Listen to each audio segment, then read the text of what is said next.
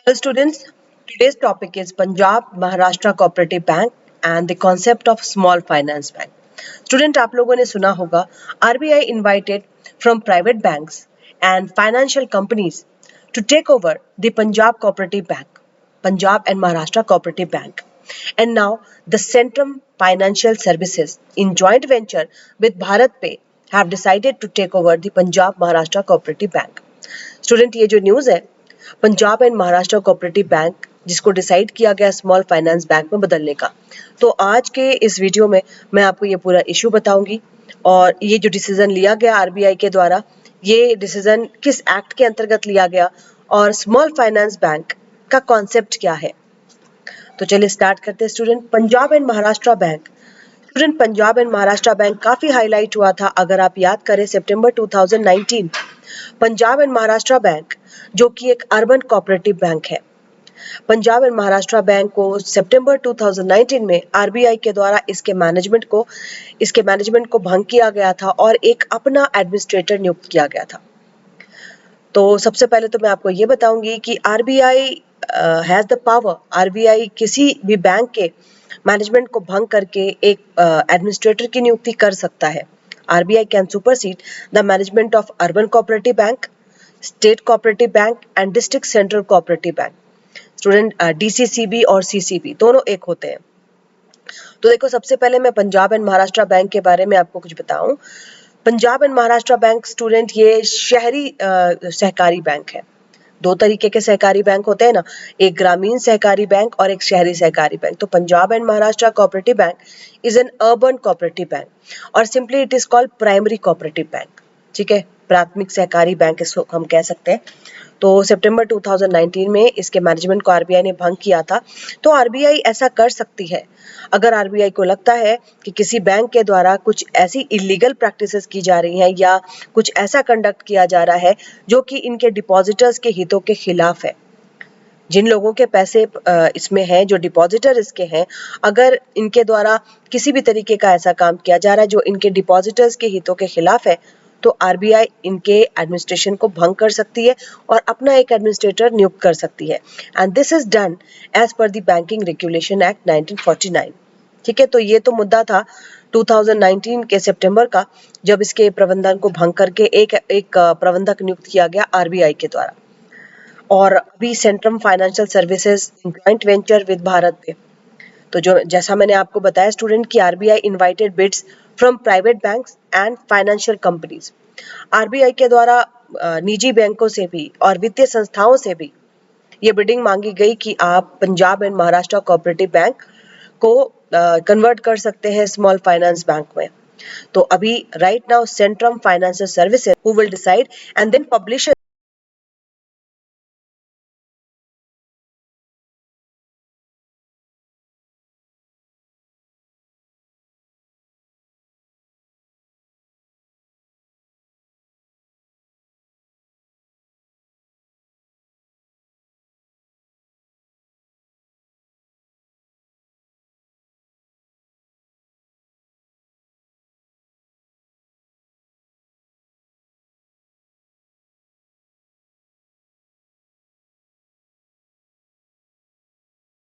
a notification, right. तो student on tap का मतलब हुआ कि you can tap RBI any time and you are allowed to apply or convert yourself by applying to RBI, right. तो आप small finance bank में बदलने के लिए 2019 के दिसंबर में आरबीआई के द्वारा ये सर्कुलर लाया गया था ऑन टैप लाइसेंसिंग, लेकिन डिसीजन किसके पास सुरक्षित था? आरबीआई के पास। तो ये दो चीजें हैं जो मैंने आपको बताई। अब हम इसकी हिस्ट्री पर चलेंगे। स्मॉल फाइनेंस बैंक को बनाने के पीछे उद्देश्य क्या था, इसको क्यों स्थापित किया गया था और इसके प्रोमोटर्स कौन कौन हो सकते थे। History of small finance bank student, पहला जो सर्कुलर इसके लिए लाया गया अगस्त 2016 में, की features this small finance bank, इसका उद्देश्य क्या था? पहला उद्देश्य था बचत को बढ़ावा देना। दूसरा उद्देश्य था supply of credit to small business unit, छोटे छोटे कामगारों को, छोटे एवं सीमांत किसानों को, लघु एवं सूक्ष्म इकाइयों को ऋण प्रदान करना। तो देखो इसका जो मेन पर्पस है, ये जो हम बात कर रहे हैं बचत बढ़े और छोटे कामगारों, छोटे स्मॉल यूनिट्स को ऋण की सुविधा मिले, ये क्या है? This is the main objective of financial inclusion. वित्तीय समावेशन का जो ऑब्जेक्टिव है स्टूडेंट, उसके अंडर ये काम किया गया। वित्तीय समावेशन पर मैं एक वीडियो बना करके डाल चुकी हूँ। वित्तीय समावेशन या फाइनेंशियल इंक्लूजन क्या है? समाज के हर वर्ग को वित्तीय सुविधाओं से जोड़ा जाना। वित्तीय सुविधाओं का मतलब सिर्फ बैंकिंग की सुविधा नहीं है, सारी वित्तीय सुविधा, बैंकिंग हो गया, बीमा हो गया। तो ऐसा कब पॉसिबल है स्टूडेंट? जब हर किसी का बैंक अकाउंट होगा। अभी बहुत सारे लोग हैं जो इंस्टीट्यूशनल लोन नहीं लेते हैं, नॉन इंस्टीट्यूशनल लोन लेते हैं। गैर संस्थागत लोन अभी भी लिए जा रहे हैं। गैर संस्थागत लोन की श्रेणी में क्या आता है? जब आप किसी संस्था से लोन नहीं लेते हो, संस्था में चाहे बैंक हो या एनबीएफसी हो, किसी से भी अगर आप लोन नहीं ले रहे हो, महाजन से ले रहे हो, साहूकार से ले रहे हो, रिश्तेदारों से ले रहे हो, तो ये आ जाता है non institutional sources of finance में। तो गैर संस्थागत अगर ऋण लिया जाता है तो उसकी बहुत सारी हानियां हैं। आपको सूद की दर ज्यादा देनी पड़ती है, किसान जो होता है वो ऋण के जाल में फंस जाता है। तो वित्तीय समावेशन को बढ़ाने के लिए और गैर संस्थागत ऋण के स्रोत को कम करने के लिए स्मॉल फाइनेंस बैंक का गाइडलाइन लाया गया था, जिससे कि छोटे सीमांत किसान, छोटे कामगार, सूक्ष्म एवं लघु इकाइयां, इन सभी को ऋण की सुविधा प्रदान की जा सके। दूसरी बात, eligible promoters. Small finance bank में प्रोमोटर्स की भूमिका कौन निभा सकता है?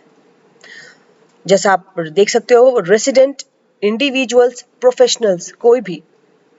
आप चाहे प्रोफेशनल हो, जो आप किसी व्यवसाय में काम कर रहे हैं, या आप कोई व्यक्तिगत आपका कोई बिजनेस है, लेकिन अगर आपके पास 10 इयर्स का एक्सपीरियंस है बैंकिंग के क्षेत्र में और फाइनेंस के क्षेत्र में, तो आप इसके लिए एलिजिबल होते हो। ठीक है, तो ये जो प्रोमोटर्स की भूमिका निभाते हैं उनको 10 इयर्स का एक्सपीरियंस होना चाहिए बैंकिंग और फाइनेंस के क्षेत्र में। इसके अलावा अगर आप गैर बैंकिंग वित्तीय संस्था भी है, गैर बैंकिंग वित्तीय संस्था, नॉन बैंकिंग फाइनेंशियल कंपनीज पर एक वीडियो मैं बना करके डाल चुकी हूँ, जिसका लिंक मैं आपको कमेंट बॉक्स में दे दूंगी। एनबीएफसीज भी क्या है स्टूडेंट? एनबीएफसीज जो होते हैं ये बैंक की तरह काम करते हैं, लेकिन बैंक नहीं होते। ये कंपनीज होती हैं जो कंपनीज एक्ट के अंतर्गत आती हैं, और ये बड़ी कंपनियां होती हैं तो ये आरबीआई से रजिस्ट्रेशन लेकर के बैंक की तरह काम करती है। तो एनबीएफसीज भी स्मॉल फाइनेंस में प्रोमोटर्स की भूमिका निभा सकते हैं। माइक्रो फाइनेंस इंस्टीट्यूशंस, सूक्ष्म वित्त इकाइयां जो है वो भी, और लोकल एरिया बैंक। लेकिन इस गाइडलाइन में एक बात कही गई कि promoter group should be fit and proper. इस वर्ड का क्या मतलब है?